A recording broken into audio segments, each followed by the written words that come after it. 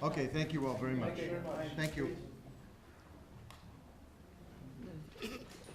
Thank you for joining us this afternoon. It really needs a comprehensive plan that will take 5, 10 years to really reap the rewards that we need so desperately. And so we started to formulate a plan.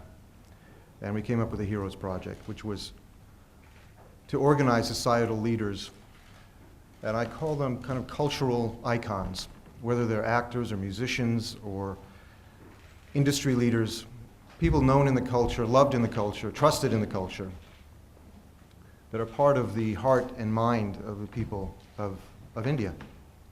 And I think we've been very successful at finding those people and finding people who are committed to this problem and committed to India, committed to the life and the future of India.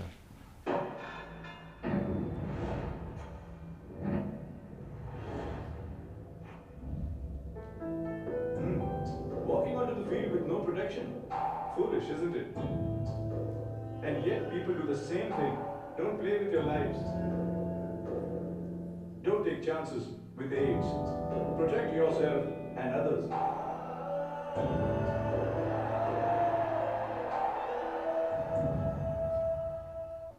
Extending it to our employees who could receive information through an outreach program, and then they could in turn, in many capacities, including that of being a board member of Avan in India. We're all to blame for the fact that there is not truth about this disease on all levels, that we're not promoting anti-stigmatization, we're not promoting love and compassion in this situation. We're not promoting human and civil rights in this situation. And all of those things are being violated in the course of this disease. Now, again, I keep saying over and over again that there's a way to turn this around. You take any tragedy, turn it upside down, and you have a victory for all of us. A victory here, in the end, is maybe a stronger health infrastructure, not just dealing with AIDS, but dealing with everything. Certainly the women's movement can be powerfully affected by dealing with this question of AIDS.